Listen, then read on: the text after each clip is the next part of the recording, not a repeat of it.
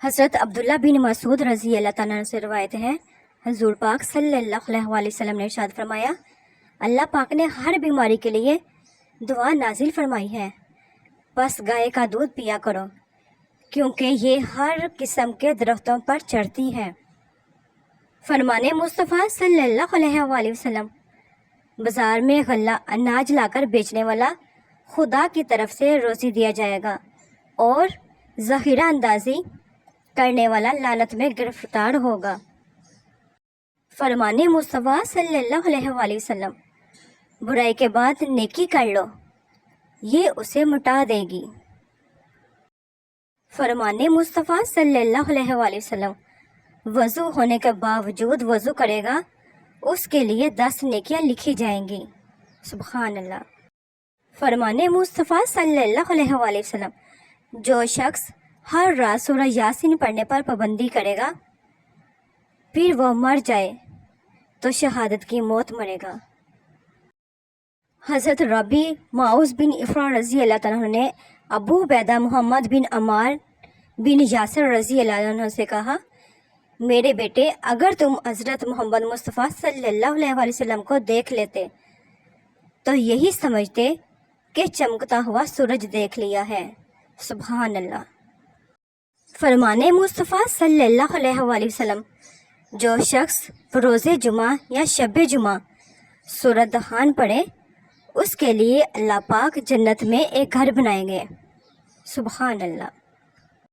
فرمان مصطفیٰ صلی اللہ علیہ وآلہ وسلم، جس نے میری فرمانبرداری کی اس نے اللہ پاک کی فرمانبرداری کی، اور جس نے میری نافرمانی کی اس نے اللہ پاک کی نافرمانی کی۔ 6 افراد ایسے ہیں جو بغیر حساب کے جہنم میں داخل ہوں گے۔ ان میں سے ایک یہ ذکر فرمایا، مالدار بخل کرنے کی وجہ سے۔ کچھ خطاؤں کی معافی دی جاتی ہے لیکن ذہنی بربادی کا گناہ نہیں بخشا جاتا۔ فرمان مصطفیٰ صلی اللہ علیہ وآلہ وسلم، جس شخص نے اپنے بھائی کو اس کے گناہ پر شرمندہ کیا جس سے وہ توبہ کر چکا ہے تو وہ شخص اس وقت تک نہیں مرے گا جب تک وہ اس گناہ کا ارتکاب نہ کر لے۔ حضرت عائشہ صدیقہ رضی اللہ تعالیٰ عنہ فرماتی ہیں، رسول پاک صلی اللہ علیہ وآلہ وسلم غسل کے بعد وضو نہیں کرتے تھے۔ حضور پاک صلی اللہ علیہ وآلہ وسلم نے ارشاد فرمایا، انسان کے لیے 40 سال کھڑے رہنا نمازی کے آگے سے گزرنے سے بہتر ہے۔ فرمان مصطفیٰ صلی اللہ علیہ وآلہ وسلم، جو وصیت کر کے مرا وہ سنت پر مرا اور تقوی شہادت پر مرا اور مغفرت یافتہ ہو کر مرا۔ درود پاک تمام پریشانیوں کو دور کرنے کے لیے اور تمام حاجات کی تکمیل کے لیے کافی ہے۔ حضور پاک صلی اللہ علیہ وآلہ وسلم نے امامہ کی طرف اشارہ کر کے فرمایا، فرشتوں کے تاج ایسے ہوتے ہیں۔ فرمان مصطفیٰ صلی اللہ علیہ وآلہ وسلم، جو جمعے کے دن نہائے اس کے گناہ اور خطائیں مٹا دی جاتی ہیں۔ سبحان اللہ۔ درود پاک پڑھنے کی وجہ سے بندہ آسمان اور زمین میں قابل تعریف ہو جاتا ہے۔ سبحان اللہ۔ فرمان مصطفیٰ صلی اللہ علیہ وآلہ وسلم، بے شک جمعے کے دن غسل کرنا گناہوں کو بالوں کی جڑوں سے بھی نکال دیتا ہے۔ اللہ پاک نے جانوروں سے بڑے بڑے کام لیے ہیں۔ چیونٹی، ایک چیونٹی نے حضرت سلیمان علیہ السلام کی فوج کا رخ بدل دیا تھا۔ کوا، ایک کوے نے انسان کو دفنانے کا طریقہ سکھایا۔ ہاتھی، ایک ہاتھی نے خانہ کعبہ کو گرانے سے انکار کر دیا۔ ایک ہدہد پوری قوم کے مسلمان ہونے کا سبب بن گیا تھا۔